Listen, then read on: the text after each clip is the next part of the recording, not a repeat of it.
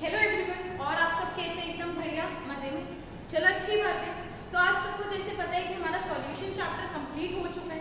तो आज हम कुछ क्वेश्चंस प्रैक्टिस करेंगे, कुछ ऐसे क्वेश्चंस जो एनसीईआरटी के बैक में दे रखे हैं और इम्पोर्टेंट भी है, बट आपको समझ नहीं आता कि उनको कैलकुलेट कैसे करना है। तो आज हम कुछ वो क्वेश्चंस देखेंगे और कुछ ऐसे भी क्वेश्चंस देखेंगे जो इम्पोर्टेंट है एग्जाम पॉइंट ऑफ व्यू से, बट आपको उनके फॉर्मूले याद करने पसंद नहीं है। आप फॉर्मूले याद करने में कंफ्यूज होते हैं कि मैम ये तो फॉर्मूला हमसे याद नहीं होगा। तो हम फॉर्मूला ना याद करके अपने कॉन्सेप्ट्स यूज करके उन क्वेश्चंस को सॉल्व करेंगे। तो चलो स्टार्ट करते हैं आज का सेशन। क्वेश्चन नंबर 1 देखेंगे sir. Read question number 1। Calculate the molarity of an aqueous solution. आपको क्या कैलकुलेट करना है? मोलारिटी ऑफ एक्वस सॉल्यूशन आपको कैलकुलेट करना है। आपको क्या कैलकुलेट करना है? आपको मोलारिटी कैलकुलेट करनी है, ठीक है, एक्वस सॉल्यूशन की। अब एक्वस सॉल्यूशन का क्या मतलब है? जो H2O है वो आपका सॉल्वेंट है, ठीक है, in which the mole fraction of solute is 0.25 और आपको मोल फ्रैक्शन ऑफ सॉल्यूट दे रखा है जो कि है 0.25। तो 0.25 को क्या आप लिख सकते हैं 1/4, ठीक है। क्या इतने में किसी को कोई प्रॉब्लम? मैंने आपको बस इस क्वेश्चन में क्या बताया कि मोलारिटी आपको निकालनी है, मोल फ्रैक्शन ऑफ सॉल्यूट आपको दे रखा है, दैट इज 0.25। 0.25 को मैंने फ्रैक्शन में लिख दिया 1/4। इतने में किसी को कोई प्रॉब्लम? अब मैं मोल फ्रैक्शन ऑफ सॉल्यूट को कैसे लिख सकती हूँ? Mole fraction of solute is equals to 1/4। तो मोल फ्रैक्शन ऑफ सॉल्यूट का क्या मतलब है? Moles of solute upon total moles is equals to 1/4। इसका अब आपका क्या मतलब है कि जो मोल्स ऑफ सॉल्यूट है वो तो 1 है और जो टोटल मोल्स है वो 4 है। क्या इतनी बात समझ आई? ठीक है, चलो ये बात तो हमें समझ आ गई। अब इसका यूज क्या है, हमें करना क्या है? मोल टोटल मोल्स क्या होते हैं आपको टोटल मोल्स आपको पता चल गया 4 है। अब टोटल मोल्स क्या होते हैं? Moles of solute plus moles of solvent. तो मोल्स ऑफ सॉल्यूट लिखेंगे moles of solute plus moles of solvent is equals to 4। Moles of solute आपको दे रखा है 1 और क्या आप यहाँ से मोल्स ऑफ सॉल्वेंट निकाल सकते हैं? तो मोल्स ऑफ सॉल्वेंट आपका क्या होगा? 4 माइनस 1 इज इक्वल्स टू 3। क्या इतने में किसी को कोई प्रॉब्लम? मैंने क्या करा, मोल फ्रैक्शन ऑफ सॉल्यूट दे रखा था 1/4 और इससे मैंने क्या करा, moles of solute upon total moles is equals to 1/4। तो आपको पता चल गया जो टोटल मोल्स है वो 4 है और जो सॉल्यूट के मोल्स हैं वो 1 है। तो क्या आप सॉल्वेंट के मोल्स निकाल नहीं सकते? आपने निकाल लिए। उसके बाद आपको क्या करना है? आपको सॉल्वेंट के मोल्स पता लग गए इज इक्वल्स टू सॉल्वेंट का मास और सॉल्वेंट का ही मोलर मास। मोलर मास में किसका होगा? सॉल्वेंट का होगा।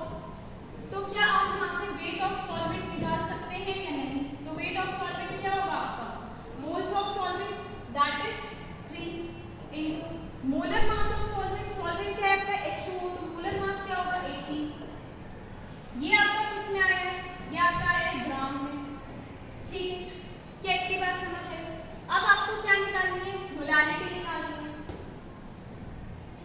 मोलारिटी का फॉर्मूला क्या होता है? Molarity is equals to number of moles of solute is equals upon में mass of solvent in KG. Mass of solvent in KG. क्या इस फॉर्मूले में किसी को कोई प्रॉब्लम? मोलारिटी आपको निकालनी है तो molarity is equals to number of moles of solute that is क्या? 1 upon mass of solvent in KG. Mass of solvent आपको क्या दे रखा है? 3 × 80, बट किसमें? ये ग्राम में। आपको इसको किसमें कन्वर्ट करना है? केजी में। That means divided by 1000। तो मोलारिटी आपकी क्या होगी? 1000/3 × 80 and this will be your answer. आप इसको कैलकुलेट करेंगे, आपका आंसर आ जाएगा। तो किसी को इसमें कोई भी फॉर्मूला याद करने की जरूरत पड़ी? क्या आप इस क्वेश्चन को कॉन्सेप्ट से सॉल्व नहीं कर सकते? क्या मैंने आपको ये सब चीजें नहीं बताई थी?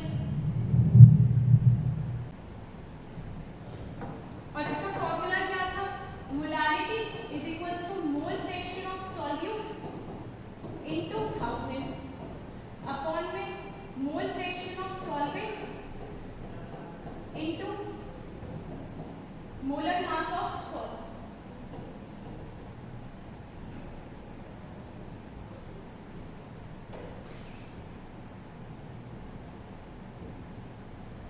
तो अब ये फॉर्मूला क्या था आपका, molarity is equals to mole fraction of solute into 1000 upon में mole fraction of solvent into molar mass of solvent. ये भी किसका होगा, मोलर मास ऑफ सॉल्वेंट। अब इसमें क्या है, अब आप ये फॉर्मूला भूल सकते हैं। इस फॉर्मूले को भूलने के बहुत ज्यादा चांसेस है, क्योंकि आपको ऑलरेडी ही केमिस्ट्री में, फिजिकल केमिस्ट्री में आपको ऑलरेडी बहुत सारे फॉर्मूले याद रखने होते हैं। तो जो फॉर्मूला याद ना करो, बिना फॉर्मूले के अगर आपका काम चल रहा है और इजीली इतना सॉल्व हो रहा है, तो आप फॉर्मूला याद करके अपनी डिफिकल्टीज और क्यों बढ़ानी है। क्या बात समझ आई? ये क्वेश्चन सबको समझ आया? कॉपी करेंगे, नेक्स्ट क्वेश्चन देखेंगे। आपसे इसमें क्या पूछा है, density of 2.05 molarity solution. That means आपको मोलारिटी दे रखी है 2.05, ठीक है, of acetic acid in water is, density दे रखी है, सॉल्यूशन की डेंसिटी दे रखी है। किसकी डेंसिटी दे रखी है आपको, सॉल्यूशन की। सॉल्यूशन की डेंसिटी दे रखी है 1.02 ग्राम पर एमएल, 1.02 ग्राम पर एमएल। आपको डेंसिटी दे रखी है सॉल्यूशन की 1.02 ग्राम पर ML. The molarity of the solution is, आपको मोलारिटी निकालनी है। तो सब मुझे बताएंगे कैसे होगा, मुझे आप बताएंगे कैसे कैलकुलेट होगा। आपको मोलारिटी का फॉर्मूला पता है, number of moles of solute upon mass of solvent in KG. क्या सबको ये फॉर्मूला पता है? जी पता है। आपको मोलारिटी दे रखी है और डेंसिटी ऑफ सॉल्यूशन दे रखी है, तो इसी से आपको कुछ करना होगा। मोलारिटी दे रखी है, दैट मींस आपको क्या दे रखा है, मोलारिटी दे रखी है आपको 2.05, दैट मींस आपको moles of solute upon volume of solution in litre दे रखा है, ठीक है। तो क्या मैं इससे बोल सकती हूँ, आपको मोल्स ऑफ सॉल्यूट तो दे रखा है क्या 2.05, और वॉल्यूम ऑफ सॉल्यूशन आपको क्या दे रखी है 1 लीटर। क्या इतने में किसी को कोई प्रॉब्लम? ठीक है। अब हम क्या कर सकते हैं, सॉल्यूट के मोल्स दे रखे हैं और सॉल्यूट हमें पता भी है एसिटिक एसिड है, दैट मींस CH3COOH। क्या हम इसका मोलर मास निकाल सकते हैं, दैट इज 60 ग्राम। इतने में किसी को कोई प्रॉब्लम? मोल ऑफ सॉल्यूट दे रखे हैं, तो moles of solute is equals to given mass upon molar mass solute का ही। तो क्या मैं यहाँ से गिवन मास ऑफ सॉल्यूट निकाल सकती हूँ? मास ऑफ सॉल्यूट निकालने के लिए क्या करूँगी मैं, molar mass of solute that is 2.05 into mass of molar mass of solute that is 60। तो यहाँ से आपका क्या आ गया, वेट ऑफ सॉल्यूट। ये आपका किसमें आ गया, ग्राम में आ गया। इसको कैलकुलेट करके मुझे बताएंगे क्या आएगा, ग्राम। तो वेट ऑफ सॉल्यूट आपका क्या आ गया 123 ग्राम, ठीक है। अब हमें चाहिए क्या, मास ऑफ सॉल्वेंट, बट अभी हमने क्या निकाला है, मास ऑफ सॉल्यूट। तो मास ऑफ सॉल्वेंट के लिए आपको क्या चाहिए, आपको सॉल्यूशन का भी मास चाहिए, सॉल्यूशन का। अब आपको डेंसिटी ऑफ सॉल्यूशन दे रखी है और वॉल्यूम ऑफ सॉल्यूशन दे रखा है। तो क्या यहाँ से मैं density is equals to mass upon volume, तो यहाँ से क्या मेरा मास ऑफ सॉल्यूशन आ जाएगा, that is density into volume. तो डेंसिटी मेरी क्या है 1.02, वॉल्यूम क्या है 1, तो क्या मेरी यहाँ से 1.02 ग्राम मास ऑफ सॉल्यूशन आ गया। और मास ऑफ सॉल्यूशन मेरा यहाँ पर आ गया, इसको अब मैं क्या करूँगी, मास ऑफ सॉल्वेंट निकाल लूँगी। तो मेरा मास ऑफ सॉल्वेंट कैसे निकलेगा, mass of solution minus mass of solute. तो क्या अगर मैंने यहाँ पर,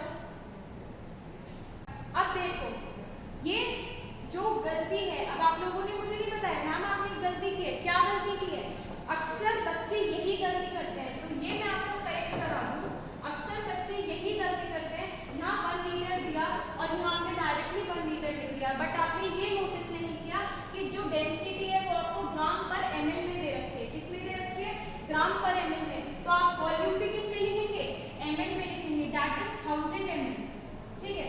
इसको आप लीटर को चेंज करेंगे और क्या लिखेंगे यहाँ पर 1000 ml। तो अब डेंसिटी वॉल्यूम ml में। तो अब आपकी यहाँ पर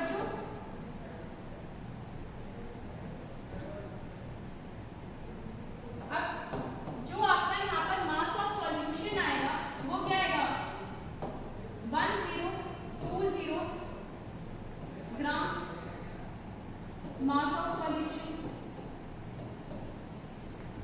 अब क्या आपको गलती समझ आई? ये मैंने जानबूझ के ऐसे लिखा था जिससे कि आपको गलती अपनी रियलाइज हो कि बच्चे अधिकतर यही करते हैं। मैंने मोस्ट ऑफ द स्टूडेंट्स को यही करते हुए देखा है। मैम 1.02 × 1 कर देंगे तो हमारा आ गया मास ऑफ सॉल्यूशन। अरे भाई कैसे आ जाएगा मास ऑफ सॉल्यूशन? क्योंकि ये तो ग्राम पर ml में दे रखा है और आपने लीटर को यहाँ पर चेंज ही नहीं किया है ml में, तो ये तो करना है ना। अब आपको मास ऑफ सॉल्वेंट निकालना है, तो मास ऑफ सॉल्वेंट कैसे निकलेगा? Mass of solution minus mass of solute. Mass of solution क्या आएगा 1020 माइनस 123, तो इसको माइनस करके आपका मास ऑफ सॉल्वेंट आ जाएगा। मुझे माइनस करके बताएंगे क्या आएगा आपका आंसर 897 ग्राम। ठीक है, अब आपको मोलारिटी निकालनी है, moles of solute upon mass of solvent in KG. तो molarity is equals to moles of solute आपका क्या है 2.05 upon mass of solvent in KG, यहाँ पर क्या है ग्राम में, तो 897 अपॉन 1000 केजी में चेंज करने के लिए डिवाइडेड बाय 1000 करते हैं या नहीं। ठीक है, तो मोलारिटी आपकी क्या हो गई 2.05 डिवाइडेड बाय 897 into 1000। आप इसको कैलकुलेट करेंगे, आपकी मोलारिटी निकल के आ जाएगी। जल्दी से कैलकुलेट करके बताइए मुझे क्या आंसर आ रहा है। कैलकुलेट करके अपना आंसर चेक करेंगे and your answer will be 2.28 gram 2.28 KG mole पर केजी, जो इसकी यूनिट है। मोलारिटी क्या होती है moles of solute that means mole और mass of solvent in KG that means upon KG that means पर केजी। तो आपकी मोलारिटी क्या आ गई 2.28 मोल पर केजी। क्या इतने में किसी को कोई प्रॉब्लम? नेक्स्ट क्वेश्चन देखेंगे। Molarity of the solution changes with temperature और रीजन दे रखा है molarity is a qualitative property. तो आप मुझे बताएंगे इसमें असर्शन और रीजन करेक्ट है या नहीं। Molarity of the solution changes with temperature, ये बात तो बिल्कुल ठीक है। ठीक है, molarity is a qualitative property, ये बात बिल्कुल गलत है। अब क्यों गलत है और क्यों सही है? मोलारिटी ऑफ द सॉल्यूशन, आपका जो मोलारिटी का फॉर्मूला आता है वो क्या होता है moles of solute upon volume of solution in litre. ठीक है, तो जो आपका चेंजेस विद टेम्परेचर, अगर आप टेम्परेचर चेंज करेंगे दैट मीन्स अगर आप टेम्परेचर बढ़ाएंगे तो वॉल्यूम एक्सपेंड करेगी, टेम्परेचर कम करेंगे तो वॉल्यूम कॉन्ट्रैक्ट करेगी, वॉल्यूम कम होगी। तो वॉल्यूम पे तो डिपेंड कर रहा है ना। और जो आपकी क्वालिटेटिव प्रॉपर्टी है मोलारिटी, तो पहले आप फर्स्ट पॉइंट समझिए टेम्परेचर के साथ कैसे चेंज हो रहा है, क्योंकि जब अगर आप टेम्परेचर बढ़ाएंगे तो वॉल्यूम बढ़ेगी और टेम्परेचर कम करेंगे तो वॉल्यूम कम होगी। अगर वॉल्यूम बढ़ रही है तो मोलारिटी कम होगी और वॉल्यूम कम हो रही है तो मोलारिटी ज्यादा होगी। बात ठीक है या नहीं? इनवर्स रिलेशन है, इनवर्स रिलेशन है दैट मीन्स जो मोलारिटी है वो टेम्परेचर के साथ चेंज हो रही है। फर्स्ट पॉइंट तो हमें समझ आया। अब सेकंड पॉइंट क्या है? जो मोलारिटी है, जो आपकी क्वालिटेटिव प्रॉपर्टी है, क्वालिटेटिव प्रॉपर्टी जो भी है आपकी, वो सिर्फ किस पे डिपेंड करती है? ओनली डिपेंड्स ऑन द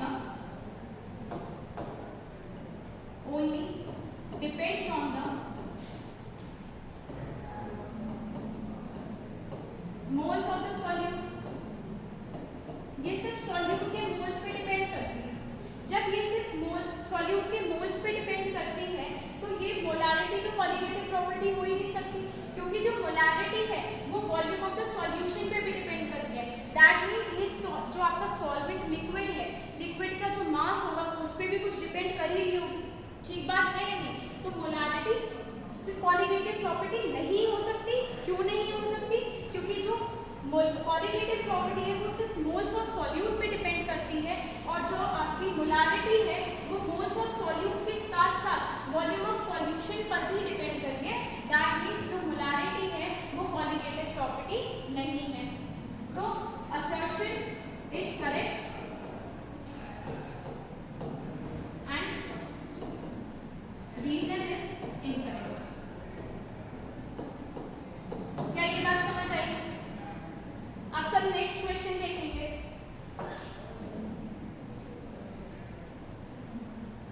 जल्दी से मुझे बताइए क्वेश्चन कैसे होगा। कैसे करेंगे? What type of azeotropic mixture, आपसे पूछा गया है कि जो एसीटोन एंड क्लोरोफॉर्म है ये किस टाइप का एजियोट्रॉपिक मिक्सचर बनाते हैं। ठीक है, justify on the basis of strength of intermolecular interactions के बेसिस पे आपको ये जस्टिफाई करना है। अब इसमें अगर मैं आपको ये बताऊं, क्योंकि आप बोलोगे मैम आपने तो एसीटोन और क्लोरोफॉर्म का डायरेक्टली तो नहीं बताया कौन सा एजियोट्रॉप का एग्जांपल है, तो इसका भी सॉल्यूशन है। इसका क्या सॉल्यूशन? जो आपका एसीटोन एंड क्लोरोफॉर्म है,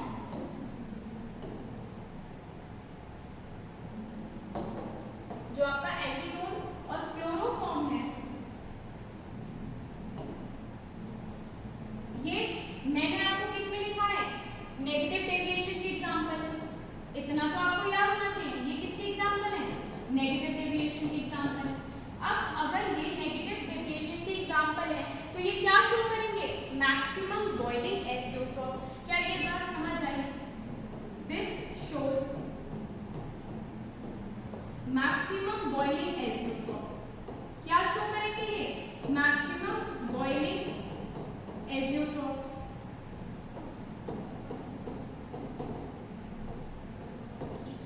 क्या ये बात समझ आई कि जो एसीटोन एंड क्लोरोफॉर्म है ये नेगेटिव डेविएशन के एग्जांपल है, और जो नेगेटिव डेविएशन है वो किसमें शो होता है? मैक्सिमम बॉइलिंग एजियोट्रॉप में। अब इन्होंने बोला है कि नेगेटिव डेविएशन ये क्यों दिखा रहा है, ये मैक्सिमम बॉइलिंग एजियोट्रॉप क्यों दिखा रहा है, आपको ये जस्टिफाई करना है on the basis of intermolecular force of attraction. तो इनका कहने का क्या मतलब है?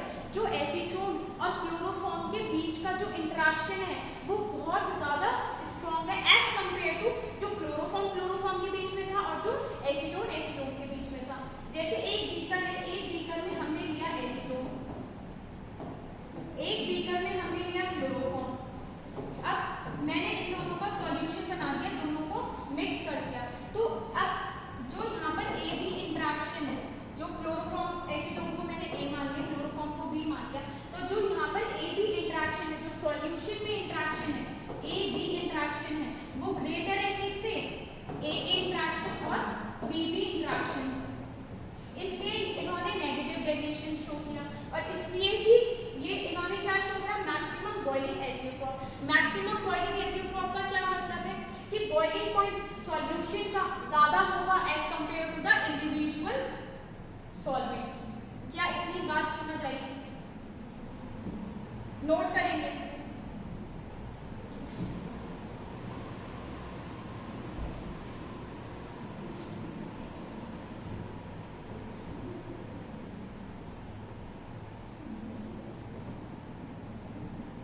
Now come to the next question. Question पढ़ेंगे।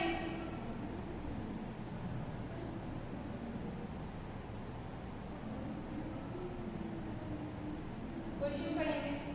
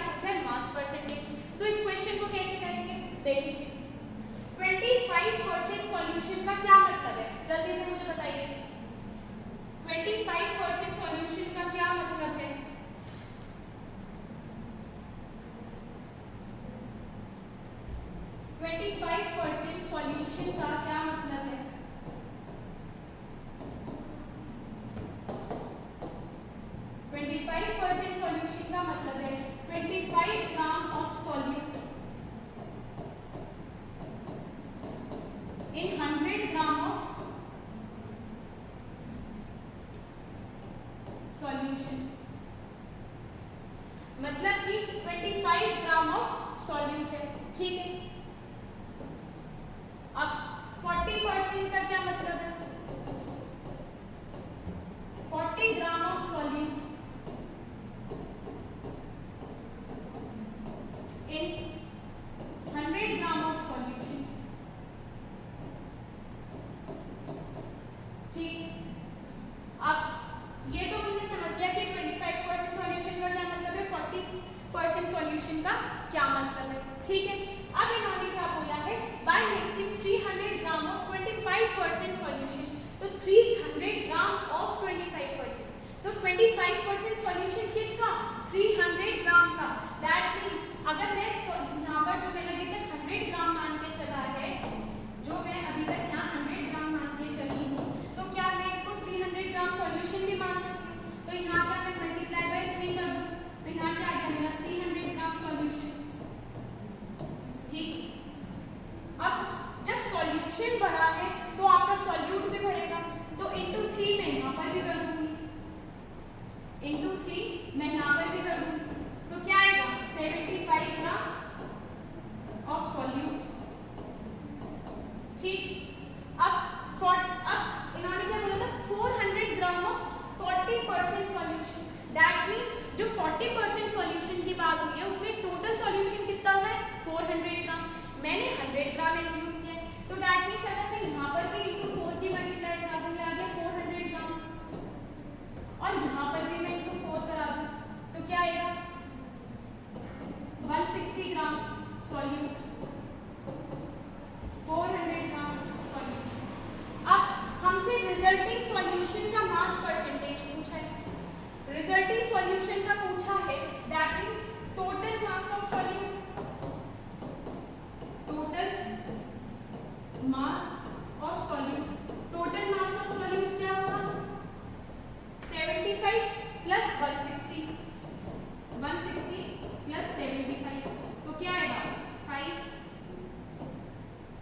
235। ठीक है, फिर टोटल मास ऑफ सॉल्यूशन, और ये मैं टोटल क्यों कर रही हूँ, क्योंकि हमसे रिजल्टिंग सॉल्यूशन का मास परसेंटेज पूछा है।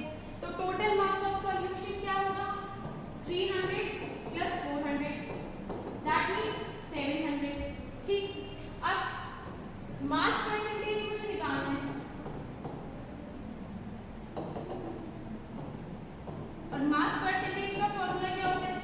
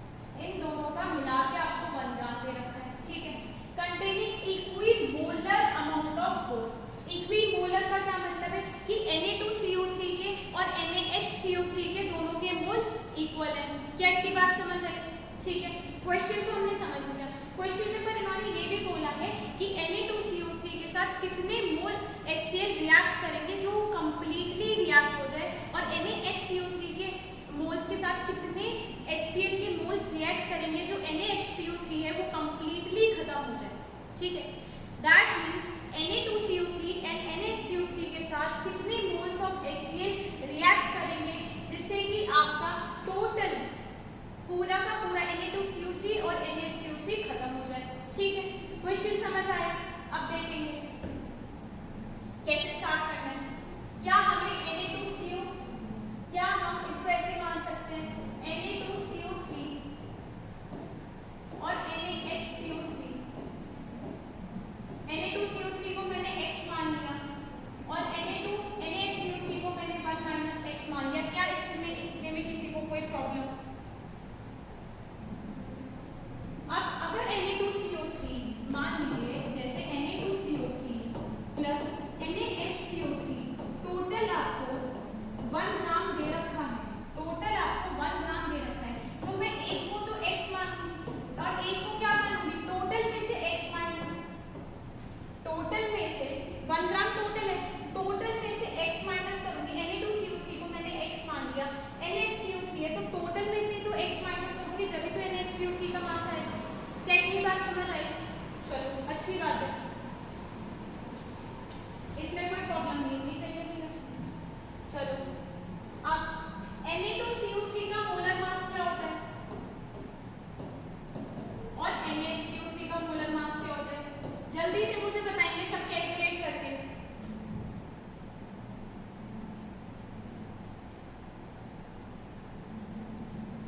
इसका तो होता है 106 ग्राम और इसका होता है 84 ग्राम। ठीक है, सब कैलकुलेट करके मैच करेंगे, सबके आंसर सही आ रहे हैं। Equi molar amount of both, that means दोनों के मोल्स इक्वल है, तो यहाँ पे ये लिख सकती हूँ moles of Na2CO3 is equals to moles of NaHCO3। तो मोल्स ऑफ Na2CO3 क्या होगा? x upon 106। Moles of NaHCO3 क्या होगा? 1 - x अपॉन 84। ठीक है, तो 84x is equals to 106 minus 106x, तो यहाँ से हो गया ये 190x इज इक्वल्स टू 106। तो x क्या आ गया आपका? 106 अपॉन 190। तो यहाँ से आपका x क्या निकल के आएगा? जरा मुझे बताएंगे कैलकुलेट करके सब। 0.557 ग्राम। अब जो ये आपका x निकल के आया है तो यहाँ पर ये x क्या है? मास ऑफ Na2CO3। क्या आपका मास ऑफ Na2CO3 निकल के आ गया? आपका मास ऑफ Na2CO3 निकल के आ गया। अब अगर आपको मास ऑफ NaHCO3 निकालना है, मास ऑफ NaHCO3 निकालना है, तो आप क्या करेंगे? 1 - x, दैट मींस 1 - 0.557, इसको करेंगे तो क्या आएगा? 0.443 ग्राम। क्या इतने में किसी को कोई दिक्कत? जल्दी से मुझे बताइए।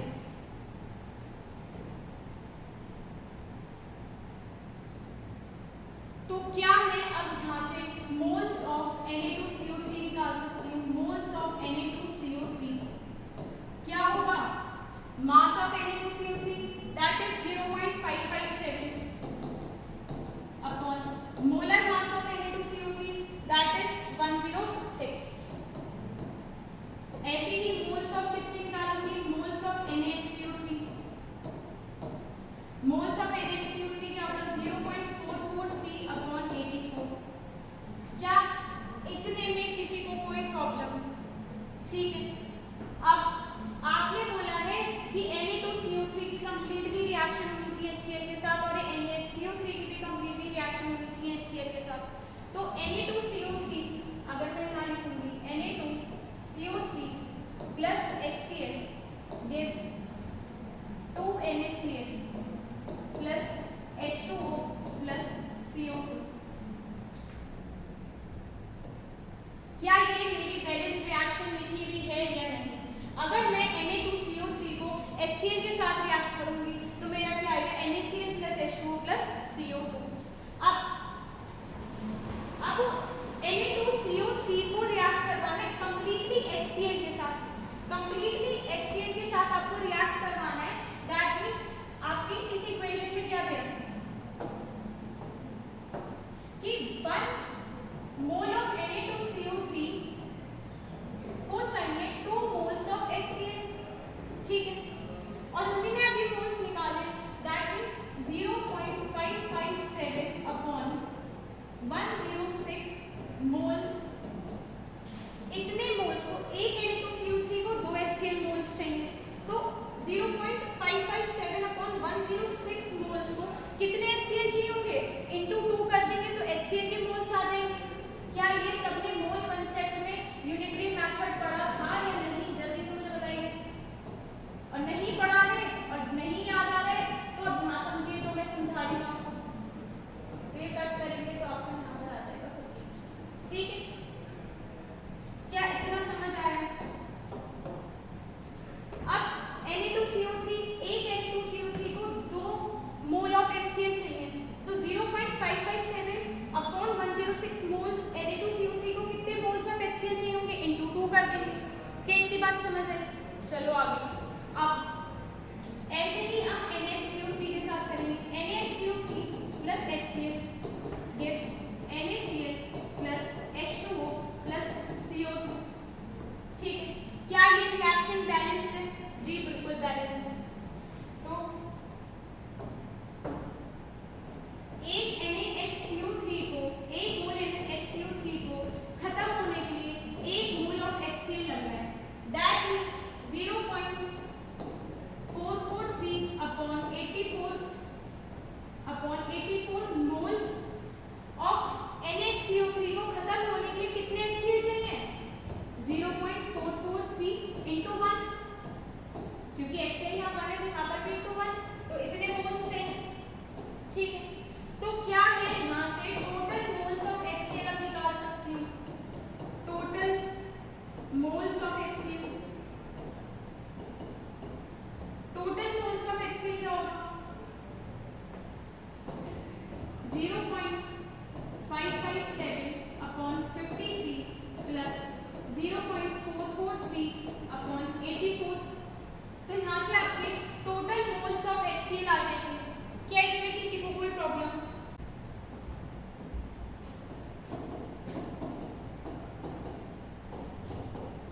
ये आपके टोटल मोल्स ऑफ HCl आ गए 0.0157 मोल्स। क्या इसमें में किसी को कोई प्रॉब्लम? अब आपको मोलैरिटी दे रखी है HCl की, ठीक है, और आपने मोल्स निकाली है टोटल HCl के, वॉल्यूम आपको निकालनी है। तो मोलैरिटी का फॉर्मूला क्या होता है? Molarity is equals to moles of solute upon volume of solution in litre, ठीक। Volume of solution in litre, तो जो आपकी वॉल्यूम आएगी वो किसमें आएगी, लीटर में आएगी। तो volume of solution in litre निकालने के लिए आप क्या करेंगे, moles of solute that means HCl के मोल्स 0.0157 डिवाइडेड बाय मोलैरिटी 0.1, ठीक। तो ये तो आपकी आ गई किसमें, ml में। आपको किसमें निकालना, ये तो आपकी आ गई सॉरी लीटर में, क्योंकि फॉर्मूला किसमें है, लीटर में। तो आपकी वॉल्यूम ऑफ सॉल्यूशन किसमें आई है, ये भी लीटर में। आपको किसमें निकालनी है, मिलीलीटर में। तो आप मिलीलीटर में निकालने के लिए क्या करेंगे, मल्टीप्लाई बाय 1000। तो आपकी वॉल्यूम ऑफ सॉल्यूशन लीटर में क्या हो जाएगी, 157 लीटर, 157 लीटर। क्या ये बात समझ आई? क्या इस क्वेश्चन में किसी को कोई problem?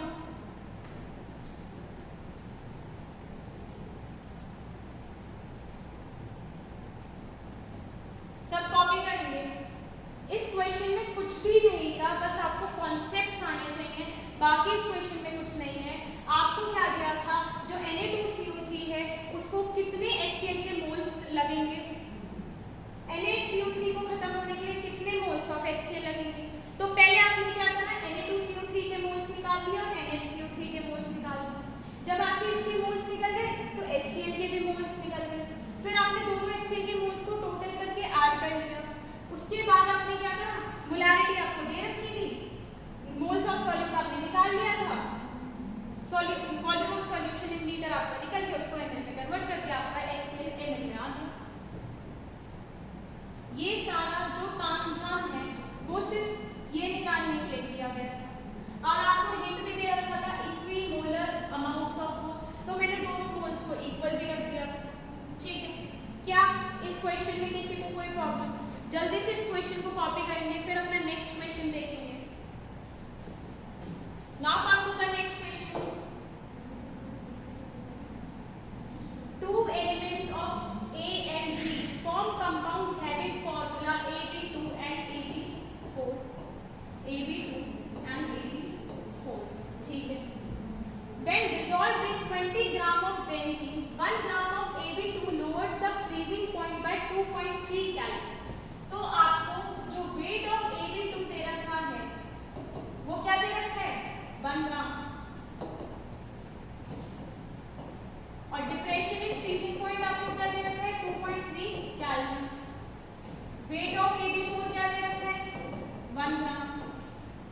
Depression in freezing point आपको इसका क्या दे रखा है? 1.3 केल्विन। ठीक है, अब KF आपको दे रखा है 5.1। क्या दे रखा है KF आपको? 5.1। ठीक है, calculate the atomic mass of A and B। A and B का एटॉमिक मास निकालना है। चलो ठीक है, आपको जो इंफॉर्मेशन दे रखी है इस बेसिस पे पहले कैलकुलेट करते हैं। Delta TF is equals to KF into M। Delta TF 2.3, KF 5.1 into mass of AB2 दे रखा है 1 upon molar mass of AB2 निकालना है। मोलर मास ऑफ AB2 आपको निकालना है, मतलब मोलर मास ऑफ AB2 आपको नहीं दे रखा, upon mass of solvent in kg। तो मास ऑफ सॉल्वेंट क्या है? 20 ग्राम। ये रहा मास ऑफ सॉल्वेंट क्या है? 20 ग्राम। तो क्या लिखेंगे आप इसको? 1000 अपॉन 20, क्योंकि आप इसको किस में कन्वर्ट करेंगे? ग्राम को kg में। तो यहाँ से आपकी क्या आ गई? मोलर मास ऑफ AB2, तो वो क्या होगा? 2.3 इंटू 5.1, नहीं sorry 2.3 into 20, 2.3 into 20 upon 5.1 into 1000। ठीक है, तो मोलर मास ऑफ AB2 का मोलर मास आपका क्या आएगा? कैलकुलेट करके जल्दी से मुझे बताएंगे।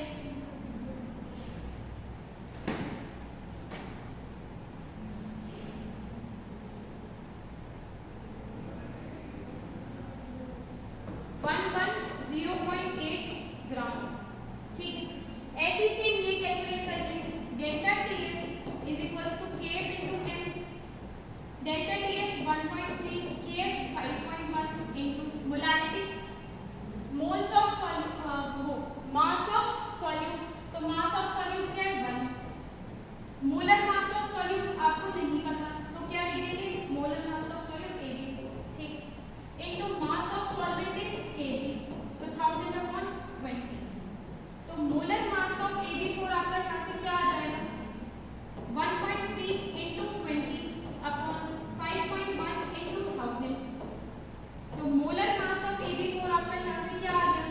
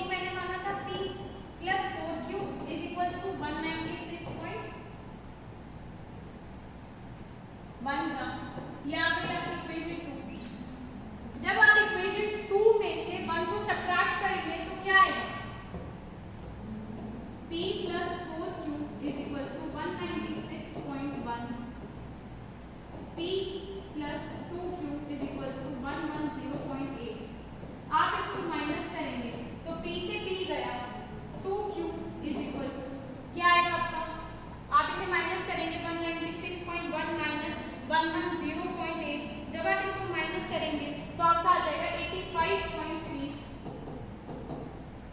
और Q क्या आएगा 85.3 डिवाइडेड बाय 2 और 85.3 डिवाइडेड बाय 2 करके आपका क्या आंसर आएगा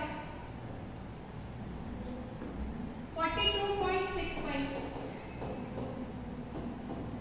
तो ये आपका Q क्या था आपका Q था B, तो B को हमने क्या माना था Q, तो B का एटॉमिक मास क्या आया B का एटॉमिक मास आया 42.65।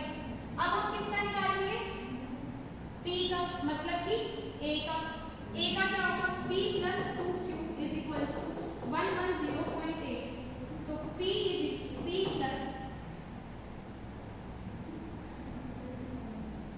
2 into 42.65 is equals to 110.8। तो P is equals to 110.8 minus 85.3।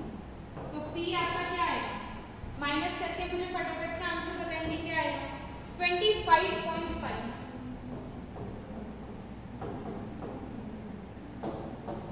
25.5।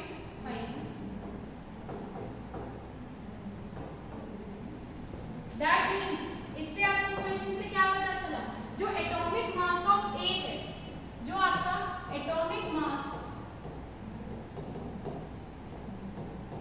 Of A, तो क्या आ गया आपका 42.65 ग्राम और B क्या आ गया आपका, सॉरी B आपका आया था, A आपका क्या आ गया 25.5 ग्राम और B क्या आ गया 85. B आपका क्या आ गया 42.65 ग्राम। क्या इतने में किसी को कोई दिक्कत, this will be your answer.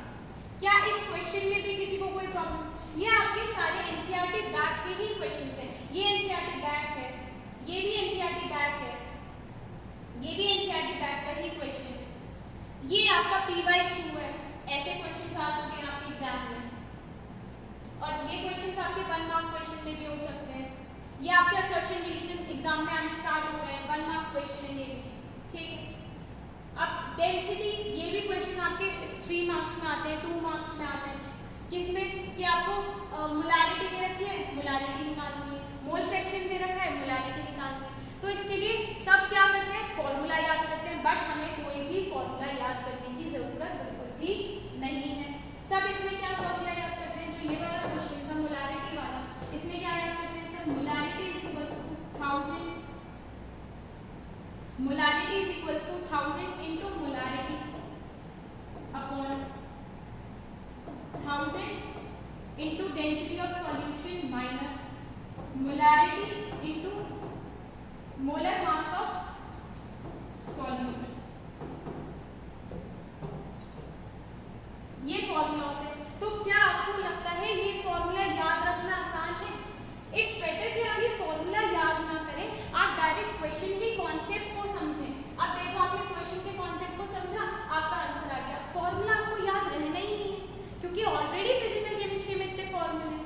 ऐसी मोल फ्रैक्शन और मोलारिटी के बीच का फॉर्मूला है, ये फॉर्मूला आप याद करोगे आप भूल जाओगे। आपने मान लीजिए क्या करा, यहाँ पर मोल फ्रैक्शन ऑफ सॉल्वेंट रख दिया, नीचे मोल फ्रैक्शन ऑफ सॉल्यूट रख दिया, क्वेश्चन ही गलत, आंसर बिल्कुल गलत। ऐसे आपने इस वाले में क्या करा, यहाँ मैंने बोला मोलर मास ऑफ सॉल्यूट, आपने क्या लिख दिया यहाँ मोलर मास ऑफ सॉल्वेंट, तो भी गलत। तो इट्स बेटर आप कॉन्सेप्ट्स को समझें, क्योंकि मैंने आपको लेक्चर में ये सारे कॉन्सेप्ट्स पढ़ाए हैं, तो आपको कॉन्सेप्ट्स ही तो इन क्वेश्चंस में अप्लाई करने हैं। तो क्या आपको आज का क्वेश्चन प्रैक्टिस सेशन पसंद आया? क्या आपको सारे क्वेश्चन समझ आए?